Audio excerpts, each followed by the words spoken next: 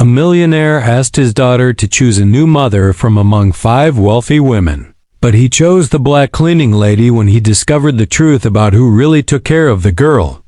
That woman shouldn't even be in the same room as U.S., Victoria Ashworth whispered to the other candidates as she watched Kesha Williams silently clean up the crystal shards on the marble floor of the Blackwood mansion.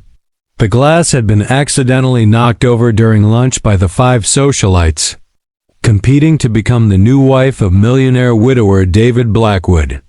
Kesha, 28, had been working at the imposing Atlanta mansion for only 3 months, but she had already completely transformed the life of 7-year-old Emma, who had lost her mother in a car accident the previous year. What the candidates didn't know was that every cruel word, every look of contempt, every attempt at humiliation was being carefully observed by someone who kept secrets far deeper than they could imagine. "Daddy, why are those women being mean?" "To Kesha?" Emma asked that morning, hiding behind David's office door. His daughter's innocent question echoed in the businessman's mind as he watched through the security cameras Kesha being humiliated by the 5 candidates who had arrived 2 weeks earlier to participate in his marriage competition. The idea had come from his therapist. Allow Emma to live with different women for a month and choose who she would like to be her new mother. David had carefully selected 5 women from high society, a lawyer, a doctor, a businesswoman, a socialite, and an architect, all white, all rich, all seemingly perfect on paper. But from day one, something disturbing began to happen. The 5 women, led by the cruel Victoria Ashworth, heiress to an oil fortune, had declared a silent war against Kesha, not because she was a threat after all, she was just the cleaning lady, but because Emma clearly preferred to spend time with her than with any of the candidates. "That girl needs to learn about social hierarchy early on," declared Priscilla Montgomery, the lawyer, during a dinner party when they thought they were alone. "It's important that she understands who the appropriate people are for her social class." What they didn't know was that David had installed microphones throughout the house after noticing strange changes in Emma's behavior. The girl, who was finally starting to smile again, had returned to having nightmares and anxiety attacks. Kesha, who had a degree in education but was working as a cleaner to support her sick mother, never imagined that her natural kindness towards Emma would trigger such cruelty. Every morning while preparing breakfast, she heard poisonous comments about people who don't know their place and inappropriate influences for children from good families.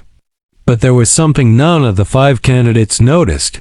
In Kesha's eyes shone a quiet determination forged by years of facing prejudices far worse than these. And when she bowed her head in the face of insults, it was not in submission, it was pure strategy from someone who had learned that the best revenge comes to those who know how to wait for the right moment. If you're enjoying this story of how prejudice can turn against the prejudiced, don't forget to subscribe to the channel, because what these women didn't know was that their days of humiliating Kesha were numbered and their downfall would be far more spectacular than any of them could have imagined. The photos spread across social media in a matter of minutes. #P Princessa Richardson slumming was already trending on Twitter before Isabella had even finished her last piece of cake. Thomas Richardson burst through the cafe door like a storm in a $3,000 suit. "Isabella, what the hell do you think you're doing?" His face was red with rage as he watched his daughter still sitting at the table with David and Sophia. The little girl, frightened by the loud voice, hid behind her father. "I'm celebrating my birthday, Dad, something you forgot to do for the last 2 years," Isabella replied with a calmness that surprised even her. "Not with me. Not with these people." Thomas practically spat the words, his eyes fixed on David, with a kind of contempt that only billionaires reserve for those they consider inferior. David rose slowly, his dignity intact despite the public humiliation. "Come on, Sophia.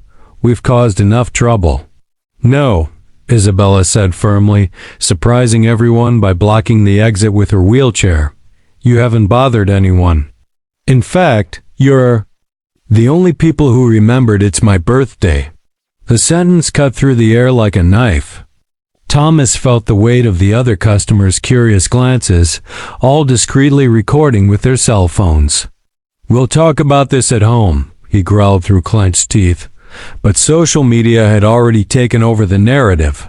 In less than an hour, the hashtag had evolved into hashtag Richardson Racist, with users sharing theories about the real reason behind the billionaire's fury. Back at the penthouse apartment, Thomas unleashed all his pent-up anger. Do you have any idea how much damage you've done to our image? The company's stock is already down 2%. Isabella watched her father pace back and forth in his office filled with awards and certificates, all celebrating his philanthropy and commitment to diversity. Hypocrite, she muttered. What did you say? I said, you're a hypocrite. You donate millions to charities that help underprivileged communities. You pose for photos with black children in hospitals, but you can't stand your own daughter being kind to a real black family. Thomas stopped abruptly. This has nothing to do with race. It has to do with social standing, with propriety. That man was clearly taking advantage of you. Isabella laughed bitterly. Taking advantage? He sang happy birthday to me, Dad something. You haven't done since before my accident. The word accident hung in the air like an accusation. Thomas had avoided the subject for 2 years, as if ignoring it could make the wheelchair disappear. This is different, and you know it. It's different because now I'm an embarrassment. A disabled daughter doesn't fit your image as a powerful CEO. Thomas looked away, unable to deny it directly. I'm hiring new security guards and you won't be going out alone anymore. You can't lock me up here forever. Yes, I can and I will. Meanwhile, across town, David faced his own consequences. His phone rang incessantly, journalists wanting statements, activists offering support, and mostly threatening calls from unknown numbers. Daddy, why are people mad because we sang happy birthday? Sophia asked. Watching the news on television, David turned off the TV and knelt down next to his daughter.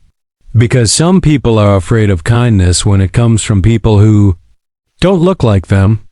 But what Thomas Richardson didn't know was that his daughter had inherited more than just his last name. During years of forced isolation, Isabella had developed a secret network of contacts, investigative journalists, activist hackers, disgruntled employees from her father's own company. She had been gathering evidence for months, discriminatory emails, recordings of executive meetings, suspicious contracts that showed the true character of philanthropist Thomas Richardson.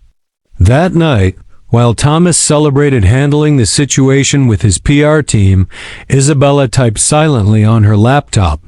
Each word she typed was one step closer to a vindication her father would never see coming. The man who had underestimated her for 2 years, treating her like a broken doll on display, was about to discover that he had created his own worst nightmare. While Thomas thought he had silenced his problematic daughter, something much more powerful was brewing in the silence of that apartment.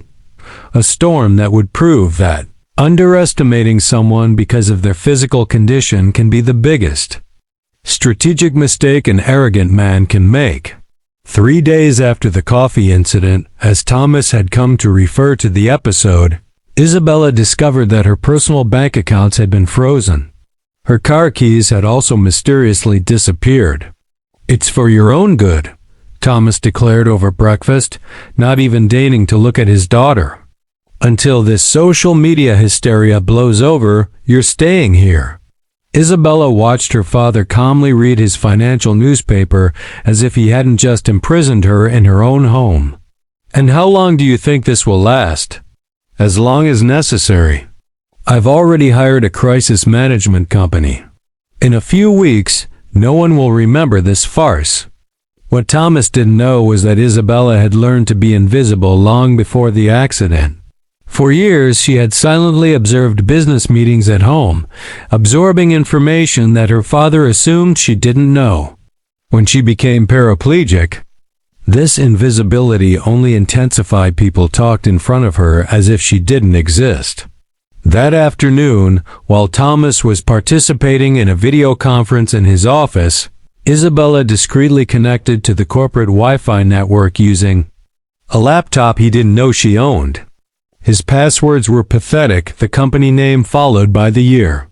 She typed in a memorized email address. "Alex, it's Bella. It's time." The reply came in less than 5 minutes. "Finally. I've been waiting for this for 2 years. Do you have everything?" Isabella smiled for the first time in days. Alexandra Torres was an award-winning investigative journalist who had tried to expose Richardson Tech on several occasions, always being blocked by expensive lawyers and political influence. They had met by chance at a lecture on disability rights where Isabella, furious at her father's empty platitudes, had discreetly passed on information about the company's real practices. Meanwhile, David faced an increasingly bleak reality. He had lost 2 potential jobs in the last week, both after last-minute background checks. His landlord had received anonymous calls questioning his financial stability. Sophia had come home from school asking why some mothers were whispering about them. "Daddy, did we do something wrong?" she asked that night as David helped her with her homework at the makeshift kitchen table. David closed his eyes for a moment. "No, sweetheart. Sometimes powerful people get angry when other people are kind." The phone rang again. David answered silently, expecting another threat, but this time it was a different female voice. "Mr. Williams, my name is Alexandra Torres. I'm a journalist. I'd like to talk to you about what happened at the cafe." "I'm not interested in talking to the press. I understand your concern, but I'm not like the others. I have information that could completely change this situation, and I have reason to believe that your family is in real danger." David hesitated. "What kind of danger?" "The kind that men like Thomas Richardson create when they feel ... threatened. I can be at your house in an hour." Meanwhile, in the penthouse apartment, Thomas was in an emergency meeting with his crisis management team. The room was filled with expensive lawyers and public relations experts. "The situation is under control," reported Marcus Webb, his communications director. "We've gotten 3 major influencers to post subtle criticisms of the Williams family's opportunism. The narrative is shifting. What about my competitors? Are they taking advantage of this?" Some ironic comments about corporate social responsibility, but nothing that will jeopardize contracts. Thomas nodded with satisfaction. "And my daughter?" "Isolated and without access to resources. The problem is contained." At that very moment, 3 floors below, Isabella was uploading her latest acquisition audio recordings of 5 years of executive meetings where Thomas and his team openly discussed strategies to optimize poor communities through forced gentrification, manipulation of government contracts, and even sabotage of smaller competitors. Her phone vibrated with a message from Alexandra. "Got it. This is pure gold. Are you sure you want to do this? There's no turning back once we publish." Isabella typed her reply without hesitation. "My father has underestimated me my entire life. It's time he found out the price of that." That night, while Thomas celebrated what he considered a complete victory over his daughter's problem in his office, Isabella finished organizing 2 years of meticulously collected evidence-discriminatory emails, fraudulent contracts, compromising recordings, and financial documents that would reveal a systemic pattern of corruption and prejudice. The man who had locked her in her home, thinking he had silenced his problem daughter, was about to discover that he had created the time and space for her to orchestrate his own destruction. Thomas Richardson had made the fatal mistake of underestimating Someone who had spent 2 years learning that real power does not come from bank accounts or car keys, but from devastating information in the hands of someone who has nothing left to lose and everything to prove. The article was published at 6 o'clock on a Tuesday morning, exactly when Thomas usually reviewed the financial news with his Colombian coffee. The headline on the homepage of the country's largest investigative news portal made his cup shake in his hands. Empire of Hypocrisy. How philanthropist Thomas Richardson built his fortune by destroying black communities. Thomas clicked on the link with trembling fingers. The first thing he saw was a high-resolution photo of himself during an executive meeting, clearly taken without his knowledge. Below was the transcript of an audio recording where his own voice echoed with crystal clarity. These people don't know the real value of the land. We offer them crumbs, they take them, we make millions. It's capitalism working perfectly. His stomach dropped. That meeting had taken place 3 years earlier in his private office. How on earth had someone recorded it? He frantically scrolled down, finding document after document proving years of manipulation of government contracts, kickbacks to city inspectors, and deliberate strategies to force low-income families to sell their properties for a pittance. Worst of all were the emails, hundreds of them all with his authentic digital signature, openly discussing how to clean up entire neighborhoods through aggressive gentrification.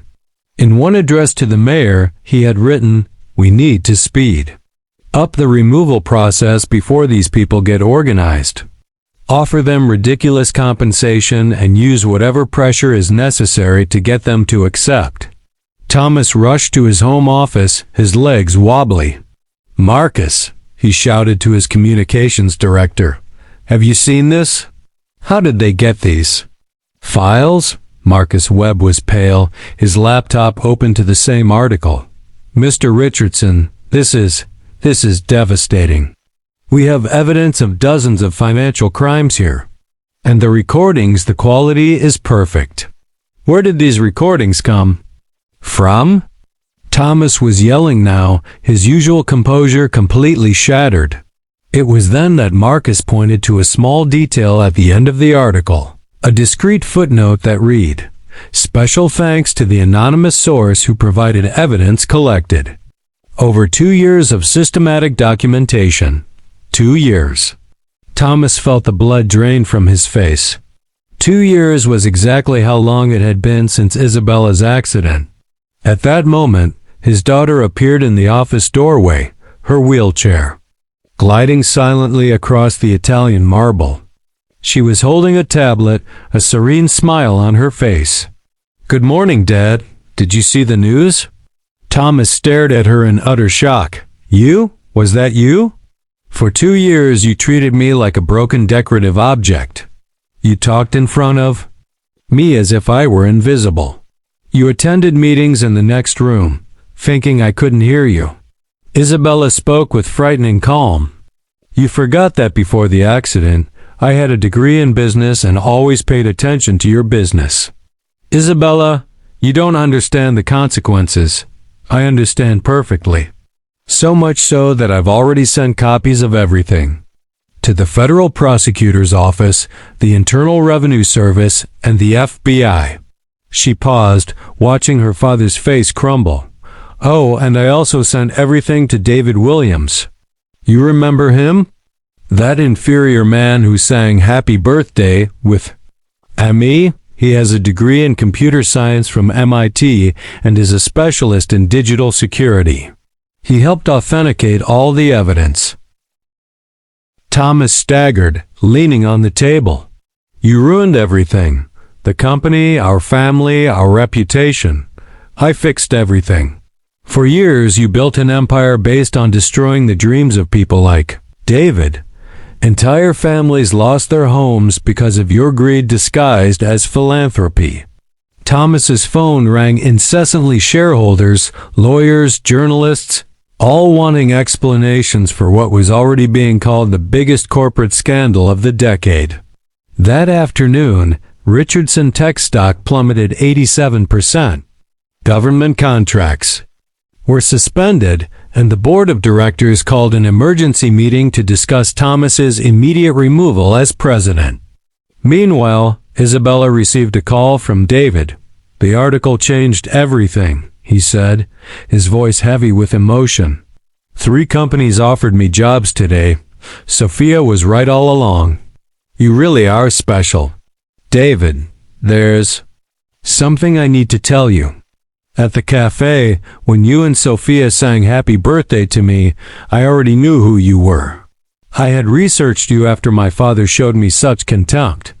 I found out about your background, your potential, everything. He refused to see. And you still wanted to be friends?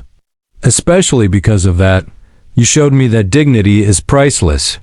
And I wanted you to know that not every Richardson is a monster." That night, while Thomas faced his first night in prison after being arrested for racketeering and money laundering, Isabella had dinner with David and Sophia at a family restaurant. For the first time in 2 years, she felt truly free. Thomas Richardson had spent his life underestimating people he considered inferior, a blind arrogance that led him to create his own destruction by turning the daughter he despised into the architect of his most spectacular downfall. 6 months later, Thomas looked through the bars of his federal prison cell, contemplating the headlines that had destroyed any chance of redemption. Former Richardson Tech CEO, sentenced to 15 years for criminal conspiracy and money laundering. The company he had built over 3 decades was now under new management, with the board unanimously appointing Isabella Richardson as CEO, a decision unthinkable a year earlier when she was seen as the problem child in a wheelchair. "Dad," Isabella greeted him in the prison visiting room, her posture radiating a confidence Thomas had never seen before. "I came to show you something." She placed a tablet on the table displaying the company's quarterly financial report. Profit is up 42% in the last 6 months. "Do you know why?" Thomas remained silent. "Because we stopped spending millions covering up crimes and started investing in real social programs. We hired David Williams as our new director of social responsibility. You remember him, don't you?" The mention of the name made Thomas clench his fists. "That man doesn't understand anything about corporate business," Isabella laughed. "He understands dignity, treating people like human beings. Something you never learned." She swiped the screen to reveal photos of new projects. "We're funding affordable housing in the same communities you tried to destroy. We've created a $15 million reparations fund for the families you hurt." "You're destroying my life's work," Thomas muttered. "I'm saving what's left of it. The company has never been stronger or more respected. My first act as CEO was establishing a scholarship program for disadvantaged youth to study technology. We already have 200 applicants." That same day, David Williams occupied an office on the executive floor of Richardson Tech, something unimaginable 6 months earlier. Sophia played in the corner with colorful blocks, occasionally running to the window. "Daddy, can I meet Bella today?" "Of course, sweetheart. She said she has a surprise for you." The surprise was a pilot music education program for low-income children, inspired by Sophia's love of music.